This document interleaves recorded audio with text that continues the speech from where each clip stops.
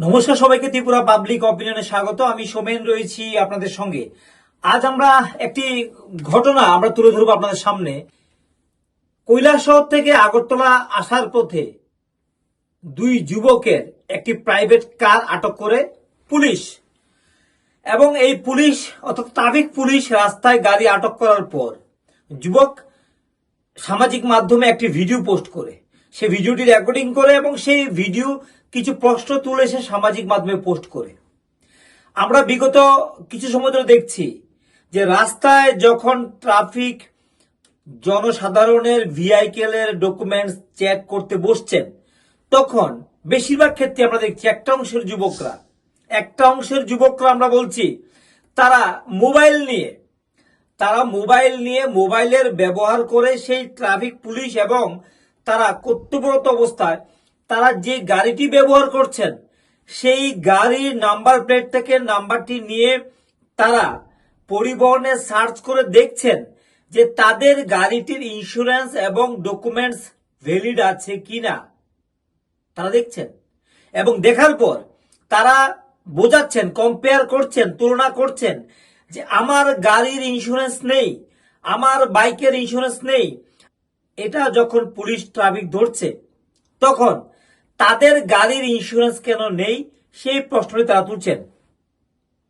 আমরা একটি কথা বারবার বলার চেষ্টা করছি এখান থেকে, যে সকল যুবকরা বা যারাই ট্রাফিক বা পুলিশ দপ্তরের ভেহিকেল গুলি চেক করছেন এই কথা বলে যে আমাদের গাড়ির ইন্স্যুরেন্স 4 দিন হয়েছে, ল্যাপস হয়েছে, কিন্তু পুলিশ ট্রাফিক দপ্তরের যে ভেহিকেল গুলি রয়েছে সেগুলি 1901 সালের পর থেকে নেই। যদি আমার জানা নেই যে 1901 সালে গাড়ির ইন্স্যুরেন্স হতো কিনা, 1901 সালে কোনো গাড়ি ছিল কিনা আমাদের রাজ্যে আমাদের জানা নেই। কিন্তু ভেহিকেল বা পরিবহন দপ্তরের যে অ্যাপস, সেই অ্যাপসে সার্চ করে দেখা যাচ্ছে যে 1901 সালের পর এগুলি কোনো আপডেটেড হয়নি। অর্থাৎ এটাই বোঝা যাচ্ছে যে পুলিশ দপ্তরের গাড়িগুলির এই 1901 সাল মানে কি কোনো কালেই এগুলি কাগজপত্র ছিল না। এই যুক্তিটা যেমন তারা তুলছে, এই নিয়ে প্রশ্ন উঠছে এবং রাজ্যের একটা অংশের মানুষ বলছে যে আসলে তো এটা তো সঠিক তথ্য, এটা তো সঠিক কথা তুলে ধরা হচ্ছে যে এই দপ্তরের গাড়িগুলি কেন ইন্স্যুরেন্স নেই। আমরা আগেও বলেছি যে এই ভেহিকেল, এই পুলিশ দপ্তরের যে গাড়িগুলি রয়েছে তাদের একটি নির্দিষ্ট পুল রয়েছে। অর্থাৎ রাজ্য সরকারের যে কোনো পুলিশের গাড়ি দুর্ঘটনাগ্রস্ত হলে এবং এই গাড়ির উপর যদি কোনো সমস্যা তৈরি হয় বা জানমালের ক্ষতিগ্রস্ত হয়, সেটা দায়ভার নেবে রাজ্য সরকার দপ্তর। তাদের একটা পুল রয়েছে, এই পুল থেকেই যত ধরনের কম্পেনসেশন সেটা প্রদান করা হয়। কিন্তু আমাদের প্রশ্ন হচ্ছে এখানে একটা সাধারণ নাগরিকের, যুবকের গাড়ি বা বাইকের তলায় চাপা পড়ে কারোর মৃত্যু হলে বা কোনো দুর্ঘটনা হলে বা কিছু হলে সেই গাড়িটি যদি দুর্ঘটনাগ্রস্ত হয়, তাহলে এর লাভ লোকসান কে বহন করবে?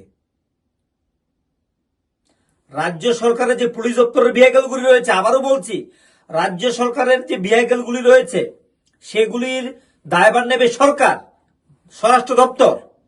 কিন্তু একজন সাধারণ নাগরিক, সাধারণ রাজমিস্ত্রি, সাধারণ খেটে খাওয়া মানুষ যারা গাড়ি বাইক চালাচ্ছে, ওই ব্যক্তির যদি বাইকের কোনো দুর্ঘটনাগ্রস্ত হয়, জানমালের ক্ষতিগ্রস্ত হয়, তাহলে এর দায়ভার কে নেবে? আমরা যখন পুলিশের দিকে প্রশ্ন তুলছি তখন আমাদের এই বিষয়টি জানা উচিত যে আমরা ইন্স্যুরেন্স ছাড়া রাস্তায় বের হই, পুলিশ প্রশাসন তারা আমাকে ধরে জরিমানা করবে কিনা সে পরের কথা। যদি বাইকের তলায় পড়ে কোনো সমস্যা তৈরি হয়, দুর্ঘটনাগ্রস্ত হয়, জানমাল ক্ষতিগ্রস্ত হয়, তখন এর দায়ভার কি আমি নিতে পারবো? যদি নিতে পারি তাহলে এ নিয়ে কোনো প্রশ্ন নেই। কিন্তু সাধারণ নাগরিক যারা, প্রশ্ন হচ্ছে পুলিশের কথা, পুলিশের দপ্তরের গাড়ির তলায় পড়ে চাপা পড়লে, কোনো দুর্ঘটনাগ্রস্ত হলে, গাড়ি ভেঙে গেলে, গর্তে পড়ে গেলে, গাড়ি যদি চুরমার হয়ে যায় ভেঙে, সেটা নিয়ে কোনো ইন্স্যুরেন্স কোম্পানির কাছে ক্লেম করবে না পুলিশ দপ্তর। পুলিশ যেহেতু ইন্স্যুরেন্স করেনি, কোনো ক্লেম করবে না। কিন্তু সরকারি নীতি অনুযায়ী, নিয়ম অনুযায়ী তারা তাদের পুল থেকে, তাদের একটা বিভাগ থেকে তারা জানমাল ক্ষতিগ্রস্ত হলে, গাড়ি ভেঙে গেলে, কিছু হলে গোটা দায়ভার নেবে পুলিশ, স্বরাষ্ট্র দপ্তর, রাজ্য সরকার। কিন্তু সাধারণ নাগরিকের ক্ষেত্রে যদি তা হয়, এর দায়ভার কে নেবে? একজন সাধারণ মানুষের বাইকের তলায় চাপা পড়ে যদি কারোর মৃত্যু হয়, তাহলে ওই ব্যক্তি বাড়ি ঘর বিক্রি করেও সেই টাকা পরিশোধ করতে পারবে না। আদালতে দৌড়ঝাঁপ করতে হবে, কোর্টের দৌড়াতে দৌড়াতে পায়ের চটি ছিঁড়ে যাবে। এই কথা কি আমরা জানি? আমরা অনেকেই আছি,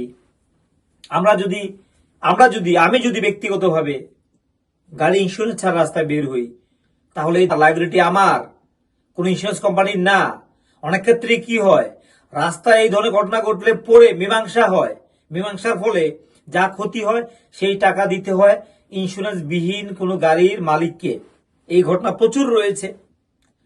তাহলে পুলিশের দিকে আঙ্গুল না তুলে আমরা যদি আমাদের জায়গাটাকে ঠিক রাখতে পারি, এটা আমাদের মঙ্গল। অনেকেই জানে না, তারা পুলিশ দপ্তরের গাড়ির নাম্বার নিয়ে তারা এটা বলছে যে আমি কেন ইন্স্যুরেন্স করাবো, এবং দেখাচ্ছি সেই যুবকটি কি বলছে, সে বক্তব্যটি আমরা আপনাদের সামনে তুলে ধরার চেষ্টা করছি। আমরা বর্তমানে আছি এখন কোয়াই রোডে। এখানে ট্রাফিক রুলে আমরা রাখতেছি। আমরা এয়ারপোর্ট যেতাম কুয়েত। হ্যাঁ, আমরা এই গাড়িটা রেগুলার আগরতলা যাওয়া করে। এই নাম্বারটা হচ্ছে TR01BL0486। আমরা অজান্তে 5 দিন 3 তারিখ এই মাসের ইন্স্যুরেন্স এক্সপায়ার হয়েছে। অনেক রিকোয়েস্ট করার পরেও এই যে স্যার দ্বারা মানে আমরা ফাইন খাটছে, অথচ তারা যে গাড়ি জিপ দেখবেন আপনার এখানে আছে, ডিটেলস দেখবা, নাম্বার আছে TR01F0804। হ্যাঁ, 1900 কততে আমি মনে নাই, আপনার দেখবা এরা প্রায় এত বছর ধরে এটা মানে সবকিছু এক্সপায়ার্ড, এগুলো কোনো ফাইন হয় না। কিন্তু সাধারণ মানুষের অজান্তে 3-4 দিন গেছে, এটার ফাইন হয়। ঠিক আছে, গাড়ি নাম্বারটা আমি আবার দেখাইতেছি আপনার, এই যে নাম্বার। আর এই দেখুন, সে যাইতো কুয়েত যাইতো, তার ফ্লাইট লেট, রিকোয়েস্ট করার পরে, এত রিকোয়েস্ট করার পরেও কিন্তু তারা ছাড়ছে না। হ্যাঁ, 5টা দিন অনলি, 5 দিন 5 দিন মাত্র, সবকিছু ওকে, জাস্ট 1 বছর উপরে, 1 বছর না 20 বছর উপরে। 20 বছর উপরে। হ্যাঁ, চালান, এটার কোনো চালান নাই। ঠিক আছে, ঠিক আছে, এই স্যার ফাইন কাটছেন। ঠিক আছে, এখন বাকিটা আমরা দেখুন, চলো। এই স্যার ফাইন কাটছেন। ঠিক আছে, এখন বাকিটা আমরা দেখুন, চলো। যারা এই ভিডিও লাইভ করছেন, আগামী দিনে এগুলি করার আগে একবার ভাববেন যে এই দপ্তরে গাড়িগুলির দায়িত্ব নেবে সরকার, ষষ্ঠ দপ্তর। আপনার গাড়ির দায়িত্ব কে নেবে? রাস্তায় কিছু হলে আপনার গাড়ির দায়িত্ব কে নেবে? কিন্তু পুলিশের দিকে আঙ্গুল না তুলে আমাদের উচিত ইন্স্যুরেন্সটা আমাদের করিয়ে নেওয়া।